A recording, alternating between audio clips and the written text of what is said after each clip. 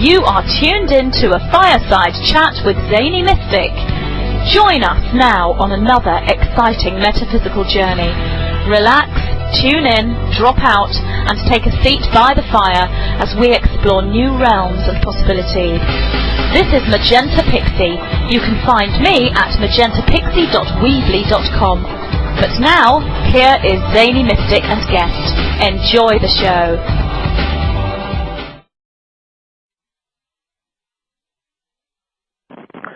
Greetings, everyone, and welcome to a Fireside Chat with Zany Mystic. I'm your host, Lance White. Tonight, I'm delighted to have CAL GARRISON as my guest. CAL is a practicing astrologer with 40 years of experience. Excuse me. At present, she goes between casting horoscopes, writing books, and working as the personal assistant to Drunvalo and Claudette Melchizedek. Excuse me. Editor-in-chief at Drunvalo's online magazine, The Spirit of Matt. CAL is also a syndicated columnist for the Associated Press, an author with 6 books to her credit, including Slim Spurling's Universe, Ancient Science Rediscovered to Restore the Health of the Environment and Mankind, The Astrology of 2012 and Beyond, and the Weiser Field Guide to Ascension. She resides happily in the Red Rocks of Sedona, Arizona. So let's welcome CAL out of the rocks and onto the show. Hi, CAL. How are you? Well, I'm great. I'm so glad to be with you tonight. Yeah. Oh, I'm thrilled to have you on the show because your books are so good that I literally couldn't put them down. Your writing style is just.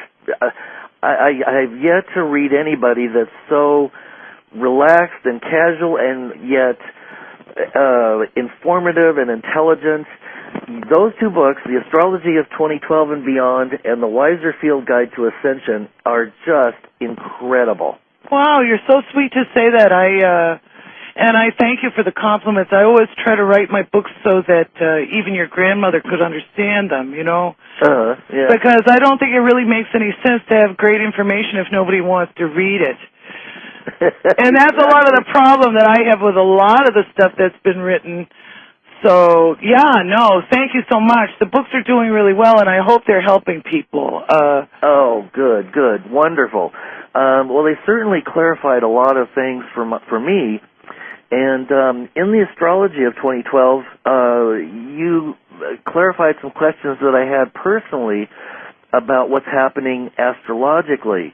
Would you like to start out there and maybe share what's going on right now with the astrology? Oh, sure. Yeah, no, that's great. It's actually a perfect time to be talking about it because in the 2012 book I mentioned how the things that are going on right now are affecting Mother Earth's horoscope. I mean, most people don't realize that, you know, we all are connected to the stars, and Mother Earth is as well. So she has a horoscope, just like any one of us does. And at the moment, or for the past 2 years, what's been going on is the big outer planets, the ones that are responsible for the big shifts here on the planet, have been sitting or plopped in a conjunction with the main angles of her chart. So, you know, if you consider her to be a living entity, and we're speaking to her as if she was a person,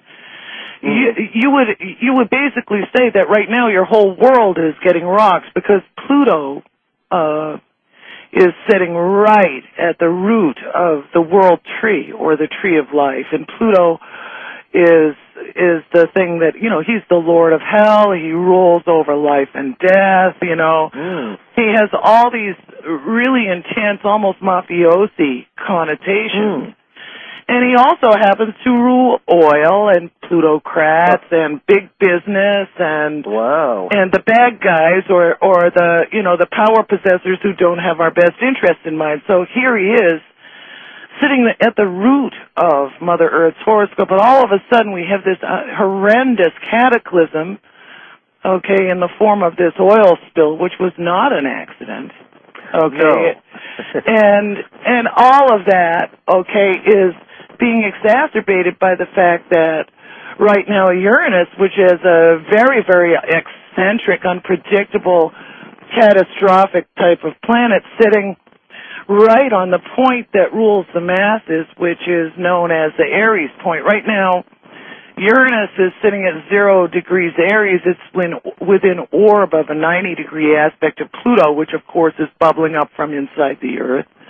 But the interesting thing with this is that whenever any planet hits the Aries point, that point rules all of humanity, okay? So anytime there is a transit to that point, absolutely everybody on the planet is going to be affected by it. Now, you see this happening now because, of course, the oil spill, you know, the Earth is unleashing her life's blood deep from within the bowels of the Earth. It was not an accident, you know, and now all of a sudden, everybody on the planet is being affected by it, okay? The other thing that fascinates me about the Aries point is that it's also the alpha and omega point of the zodiac. So it's where Ouroboros begins to eat its tail, and that's where everything begins and ends. All right? Yeah. And simultaneous with this, you've got Saturn, who, of course, represents the old system, the old paradigm, the good old boys, the powers that be, grandpa, grandma, God, mom, apple pie, and all of the values of the old paradigm. Okay, he is also the Grim Reaper. Okay, so he's coming along, and he's involved in this conversation with Pluto, which is exploding, and Uranus, which is affecting all of us. Okay, and he's saying, well, I'm here, and all of my values and considerations and core beliefs have been in place for the last 13,000 years, and you got another thing coming if you think you're going to turn me around.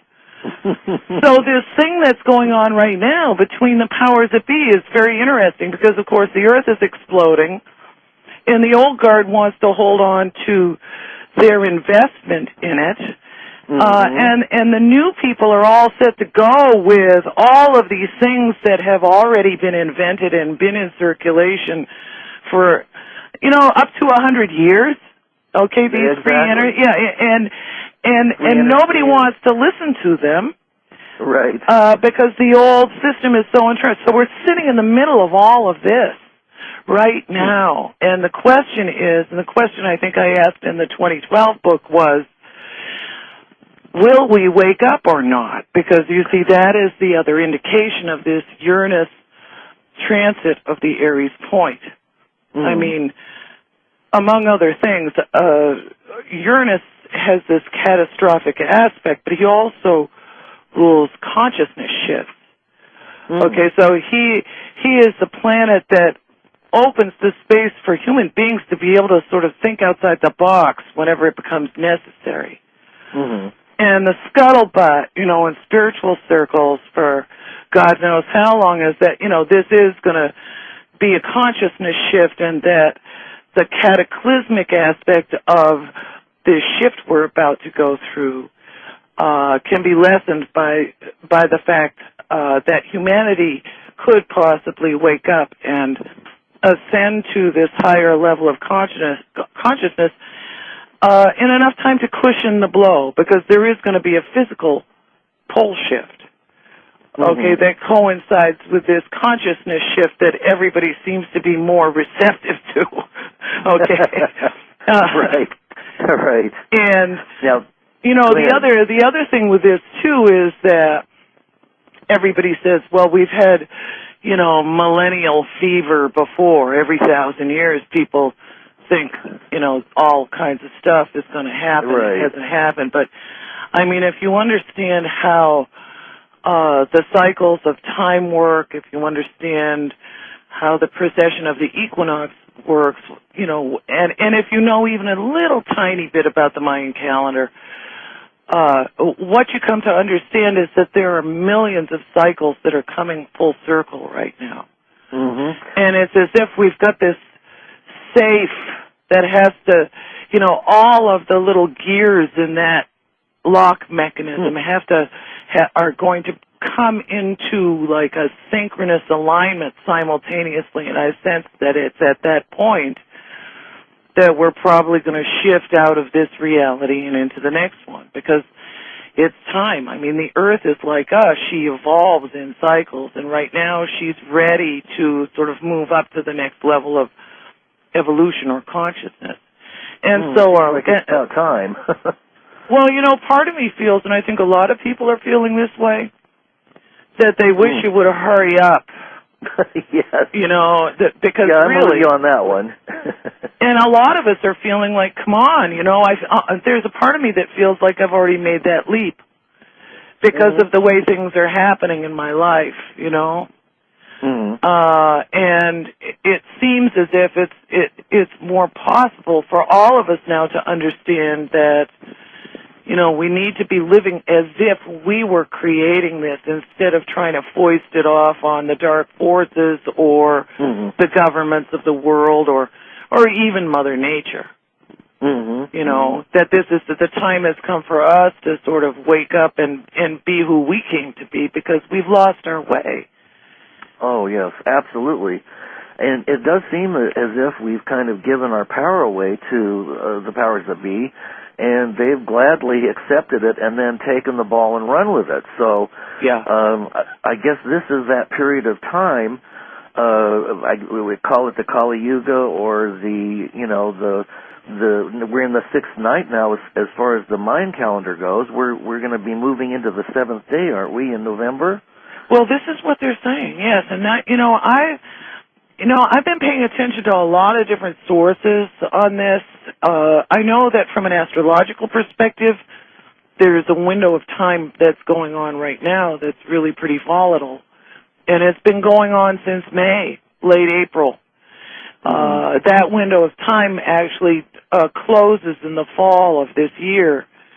And it's interesting, depending on which system of astrology you use, of course, the dates are going to be different. But my feeling about it is if you're dealing with somebody who has a grip on the Mayan calendar, okay, and they're not just getting it from the information that has been made available to the public so far, then you might be getting a closer approximation of when this is going to happen. I mean, the elders say there's no way we can sidestep it. And it's interesting because, you know, a lot of people in spiritual circles are of the mind that you can turn anything around with the power of thought, but most of them have not achieved the level of mastery that's, you know, necessary to be able to do that. Yes, I haven't seen it demonstrated myself. No. Either in my own life or in anyone else's. So I'm guessing that probably the bulk of humanity is in a similar place. Yeah. You know, with pockets of consciousness and pockets of darkness. Yes. Yes, it's interesting. I just took a trip back to the East Coast, and whenever I leave Sedona, it's always interesting because it is a rarefied atmosphere, but the going out into the world and seeing the level of unconsciousness, even in the midst of this horrendous cataclysm down in the Gulf, people are just still, you know, plugged into trying to be Paris Hilton or whoever it is that they're trying to be, you know, and it's absolutely insane. Yeah. But that, too, is another issue. And people have been, you know, we've been sabotaged in so many ways. It's like these non-lethal chemical weapons that have been, you know, in use for such a long time have really taken their toll on our minds. Oh, absolutely. Yeah. I mean, there's a whole laundry list of things from aspartame to chemtrails to HARP to various frequency control devices that, you know, and let alone television. So, we've been assaulted on so many different levels, and it just seems to be accelerating exponentially at this point. Doesn't it feel that way to you?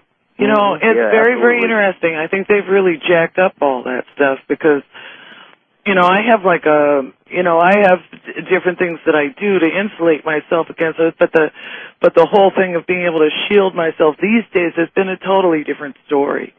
And I think that they're probably zapping us with some really exotic stuff. I've